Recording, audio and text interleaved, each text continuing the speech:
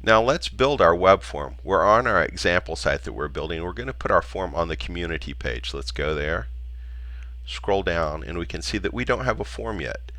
So we're going to build the HTML of the form now, the structure and the functionality. Remember, the form does not have to process for this class, as it's a beginning web class, and it takes some programming skills to make a form either send and process as an email or go into a database. We just need to make the look and feel of the form on this project. So let's go into our text editor and let's open the community page. And I'm going to scroll down near the bottom. I'm going to stay inside the main area. So here's the closing main tag. I'm going to put the form after our last piece of text content, which is this closing paragraph tag. And with a form, you need to open each form with a form tag, and you need to close it with a form tag to end the form. So I'm going to do that now so I don't forget that I need both tags. Let's save that and look at it. Notice by adding the form tag, nothing shows up. This is just functionality.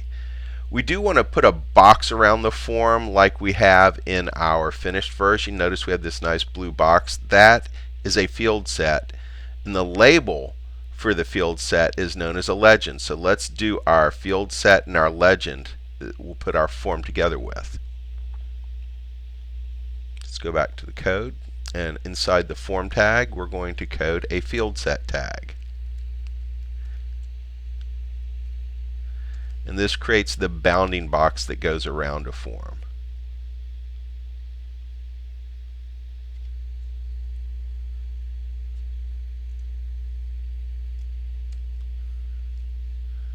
Let's clean that up a little bit. Let's save that. Refresh. And there's a box that our form is going to go inside, and that's the field set. Let's add a label to it in the upper left corner. That's going to be called our legend. So inside the field set, we now code a legend tag.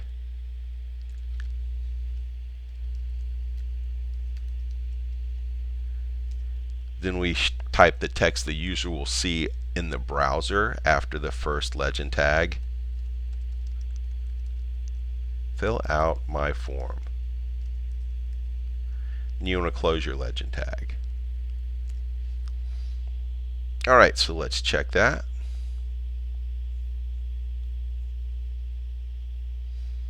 Now you can see that we have a label that shows up in the upper left of our form.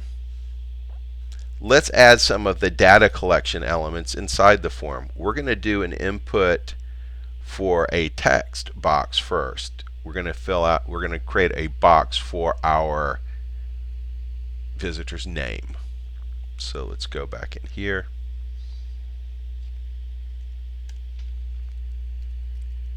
And I'm going to put input. And the input can have an ID in case you want to add some CSS to it directly. So we can put name for the ID. You also have to give it a name for the type of data it's going to move. So name equals name. And it's going to tag whatever the user fills out into the box with this name when the form is processed, so it knows what type of data is either going to go through the email processing script or what's going to go into a database. So this is tagging the type of data that's moving through. And then the last thing you need to specify the type of form element, and we're going to go type equals text, which will be a single line text box.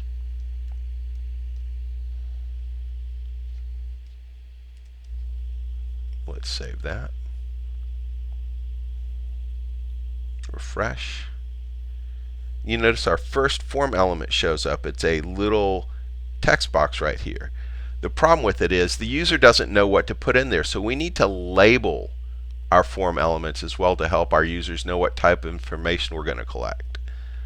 So I purposely left a space before this because I knew I'd set that up. I just wanted to show you what that was first. And we need to set up a label for this input. Label. What's it for? It's for the name.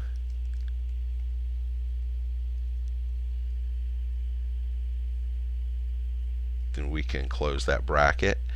Now we type some text that the user will see on screen. So we'll just put name here. Then you want to close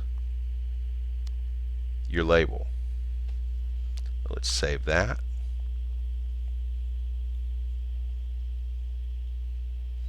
Alright, so now you see a piece of text is before our first text input. It says name. They'll understand to put their name in. Let's build one for their email now. So let's actually start with the label this time. So we have a label on screen. Type in label for. Let's put in equals. I'm going to say email. Close that bracket and put email here, and then put the close to the label. While I'm here, I see that I forgot to put the equal sign for my first label, so I'm going to add that. So that's now correct. And let's save this and look at our form.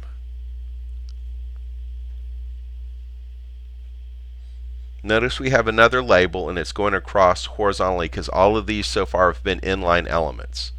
Now let's add the text input for the email. So we'll just come down here under that and go input, ID equals email in case we need to style it, and then we need to give it a name so when the data is processed it knows what part of the form it's coming from. And let's put in there a type of text.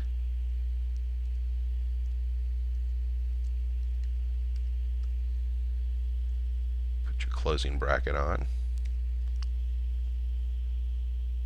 and save that. Let's check it in the browser. Alright, so we have two labels of name and email and a text box for each one to collect data. Now let's add our larger box, this gray box, and that's going to be a text area. So let's code that.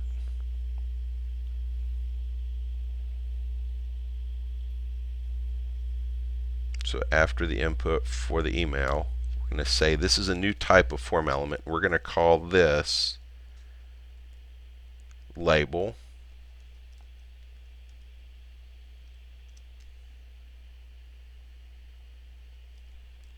For, give the equal sign,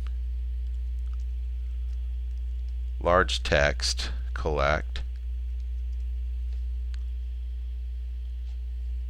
put your closing bracket. You can put comments for what the people see on their web browser, and then we'll close this. We'll close the label. Now we actually have to add the text area. So we'll come down here. We're going to code, instead of input, we'll code text area.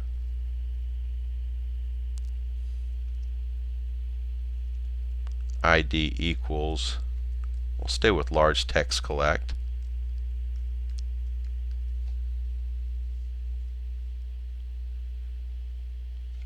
But when we move the data, we're going to make the name into comments.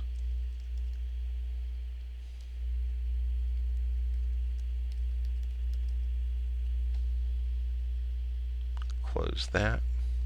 Actually write the word the users will see in the web browser. We'll close our text area. Let's go ahead and, since we're using name here, let's for the label, let's make the for equal to comments as well. I think that's just better form. It would have functioned otherwise the same that way, but I think this is just a better way to do it. Let's save that and check our browser.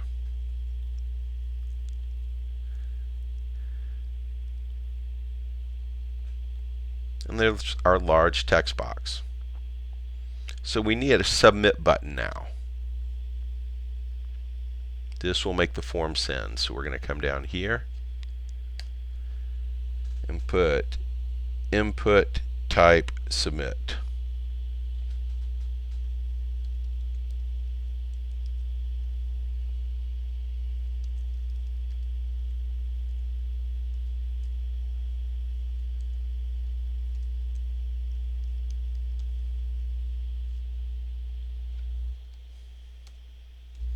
Let's save that.